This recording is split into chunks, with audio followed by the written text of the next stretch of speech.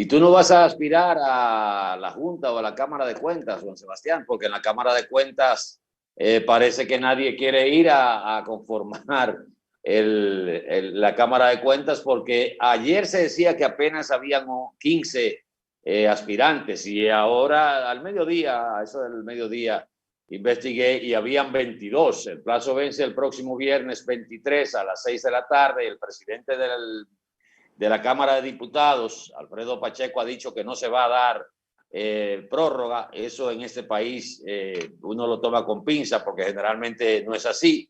Pero hasta ahora lo que se habían recibido eran 22 aspirantes a conformar la Cámara de Cuentas de la República Dominicana, que a propósito también tiene una cita con el Congreso para que explique, a solicitud de los congresistas del PRM, para que explique por qué ha tardado tanto para dar los resultados de las auditorías relacionadas con las obras de la compañía Odebrecht en la República Dominicana. ¿Qué estará pasando que hay tan pocos aspirantes a la Cámara de Cuentas?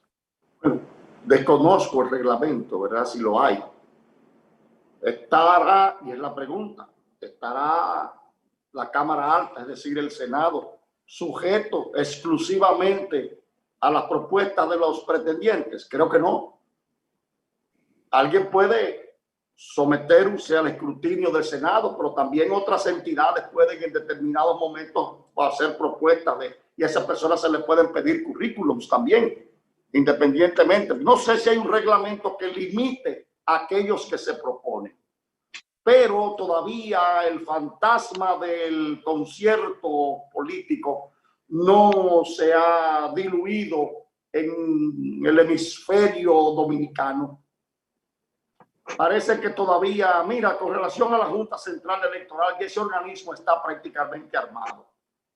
Ajá. Y ojalá no sea por la ruta que me han dicho, porque eso traería un divorcio, poder ejecutivo, poder legislativo, que socavaría enormemente la base política del gobierno en caso de que se produzca como se están haciendo las presiones. Ya la Junta Central Electoral, y óyeme lo que te voy a decir, en ese juego de presiones hay hasta obispos.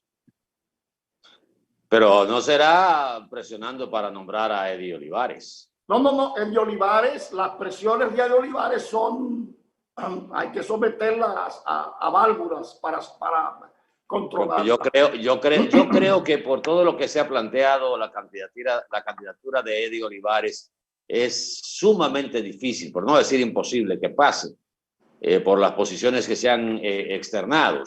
Pero lo más probable es que sí haya una fuerte candidatura a tomar en cuenta, que es la del presidente del Tribunal Superior Electoral, que a ti no te gusta. Pero no, hasta ahora lo que se vio en términos de la entrevista que le hicieron en el Senado de la República, todo parece indicar que causó muy buena impresión. Bueno, pero Atahualpa, no es que a mí no me gusta. Personalmente tengo mis diferencias conceptuales en materia de derecho electoral con ese tribunal y como piensa ese señor. Desde luego, entiendo que él tiene debilidades de moral pública. ¿Y a cuáles me refiero?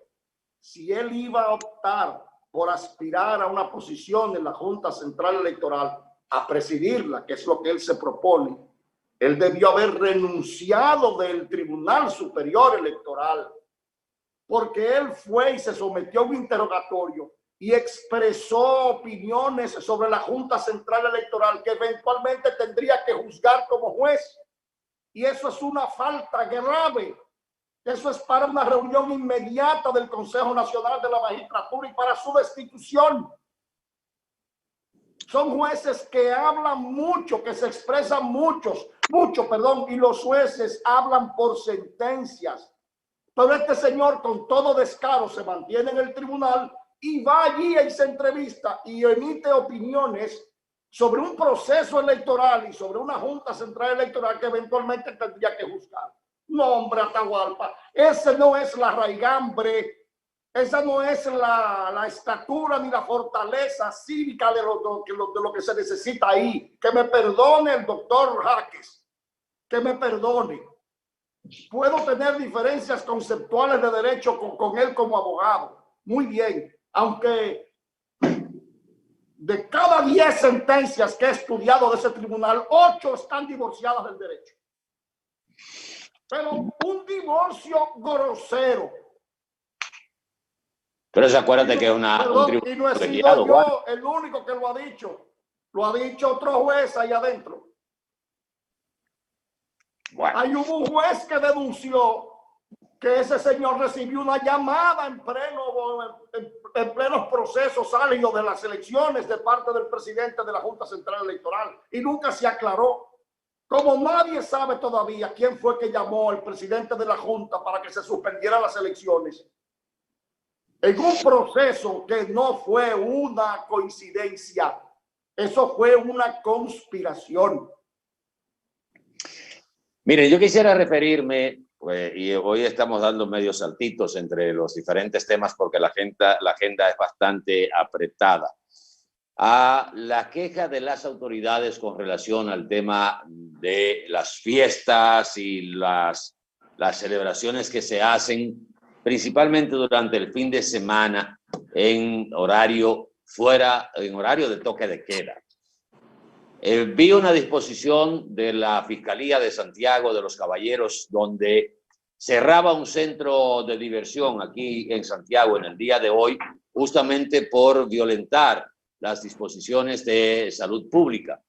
Y el fiscal de Santiago, Francisco Núñez, dio las declaraciones de que la Fiscalía está en el proceso de cerrar los negocios que sobrepasen, o sea, que violen el toque de queda.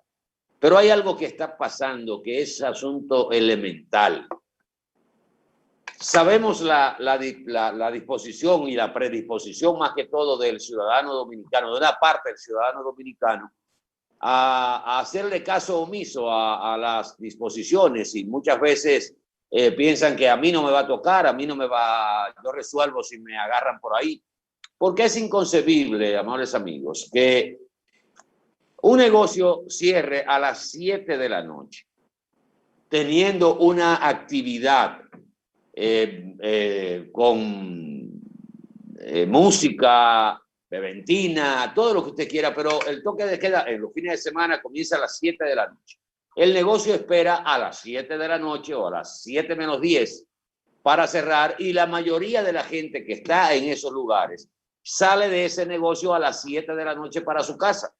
Entonces, cuando le dicen a uno, mira el tapón que se arma a las 7 de la noche, sí, porque es que la gente espera hasta las 7 de la noche, como si viviera en el sitio donde está, para entonces hacer el traslado hacia su casa. Y en ese sentido, las autoridades tienen que ser drásticas, más de lo que están tratando de hacer. Y el cierre de los negocios debe ser con una multa que se sienta en el bolsillo de los dueños de esos negocios. Porque si no, esto no va a funcionar, o si no, quiten eso. Que se le pegue el COVID al que tenga que pegársele, el que quiera correr el riesgo, que lo corra. Usted dirá, es una posición irresponsable. No, no tanto, porque es que la gente, primero, si no le dan por el bolsillo, no entiende. Y segundo, estamos viendo que la autoridad está siendo desbordada por las acciones de un grupo de ciudadanos y un grupo de negocios que se están violando olímpicamente el horario de toque de queda. Y están cerrando con un negocio lleno, están cerrando a las 7 menos 5 minutos, a las 7 menos 10 minutos los fines de semana. Sin embargo, veo que más que todo la presencia de las autoridades está en los negocios de las llamadas zonas claras, de clase media. En los barrios no se está aplicando esa medida y usted ve un aparataje, por ejemplo, citando el caso de Santiago, en la zona monumental. Largas filas de vehículos de las autoridades, el Ministerio Público, Salud Pública, la Guardia, la Policía, todas las instituciones, con un aparataje. Y uno se pregunta, ¿está pasando eso en los barrios? No.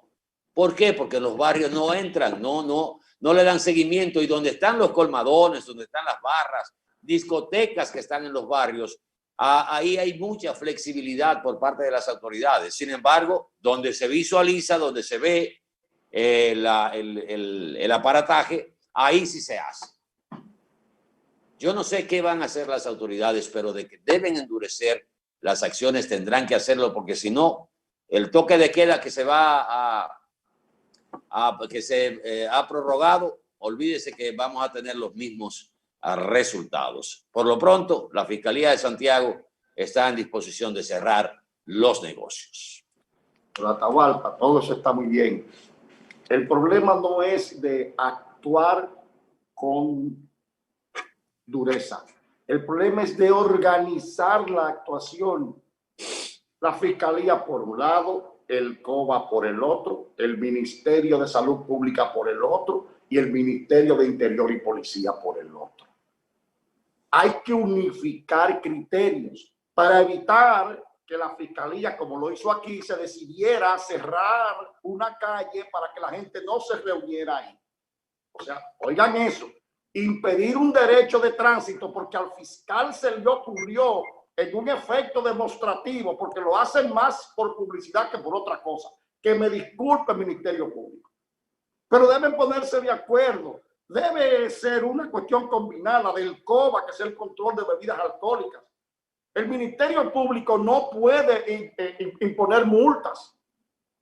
Es una cosa que es una atomización, Atahualpa.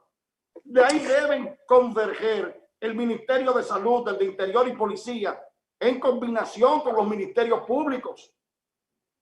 En combinación con los ministerios públicos. Pero el Ministerio Público... Es lo que tú dices. Y te están cerrando algunos restaurantes. Váyanse a la zona de Jarabacoa, que no toca ninguno de esos que están allá. Pero no, el cierre del negocio que se hizo hoy por parte de la Fiscalía de Santiago no fue porque las autoridades fueron a hacerlo, sino por un video que circuló donde se puso en evidencia la violación al horario del toque de queda por ese negocio aquí en Santiago. Pero no fue porque las autoridades fueron, porque sabemos también que hay privilegios. Se hacen de la vista gorda también para algunos negocios que tienen muy buenas relaciones, sobre todo con la Policía Nacional. Un dato... Pero óyeme, tú no viste un oficial en el sur, creo que en la Altagracia, que denunció delante de la gobernadora y de las autoridades que mientras generales y coroneles estén llamando a la policía para que no toquen negocios, no se va a poder caminar. Hay un video de ese señor con la valentía con que lo hizo. Lo voy a conseguir para que lo veamos. No sé si tú lo llegaste a ver. No. Donde él denunciaba delante de la gobernadora: señores, nosotros como oficiales no podemos hacer nada cuando en aquel negocio un general llama y lo protege. Entonces debemos ponernos de acuerdo. Voy a localizarlo, pero eso de esta mañana, bueno, muy bien, una sobreactuación de la Fiscalía, porque el momento no es ir del día después. Bueno, es mira, coordinar acciones para aplicarlo en el mismo momento. Pero bueno. Antes de ir a publicidad, hay que dar la información. Bolivia va a estrenar un nuevo presidente con las elecciones que se realizaron en el día de ayer. Y en lo que se ha puesto más de manifiesto es que pertenece al MAS, que es el Movimiento hacia el Socialismo, el partido de Evo Morales. Y este señor Luis Arce, que era el candidato y hoy electo presidente de la República de Bolivia, que según los datos preliminares alcanzó el 52%, 52,4% de los electores en Bolivia, es el ideólogo de lo que se conoce como el milagro boliviano en términos económicos, porque fue el que diseñó la estrategia económica y mucho de la política del expresidente Evo Morales. independientemente del deseo de otros gobiernos, de que el movimiento hacia el socialismo no fuera el ganador, pues parece que se impuso el referente inmediato de lo que había sido el gobierno de Evo Morales y resultó ganador Luis Arce en esta contienda. Nos vamos a ir a publicidad. ¿Tú tienes algo que agregar? Yo sé que no es de tu agrado, pero... No. Habló Bolivia. El pueblo boliviano organizaron unas elecciones después de un proceso bastante accidentado y lleno de dudas en el que se impugnó a un presidente. Pero el pueblo ahora mismo se manifestó y eso es un problema del pueblo boliviano. Y hay que respetar el rumbo político que ellos han escogido. Se intentó evitar que el MAS llegara al poder al impugnar a Evo Morales y surge la figura de Luis Arce y se alza con la victoria en las elecciones de Bolivia. Vamos a despedir con lo que fue la forma de celebrar cuando se conoció el resultado preliminar que da la victoria a Luis Arce de el MAS con el cántico y todo. Adelante, Cristian, y de ahí nos vamos a publicidad. Porque el MAS se lo ganó.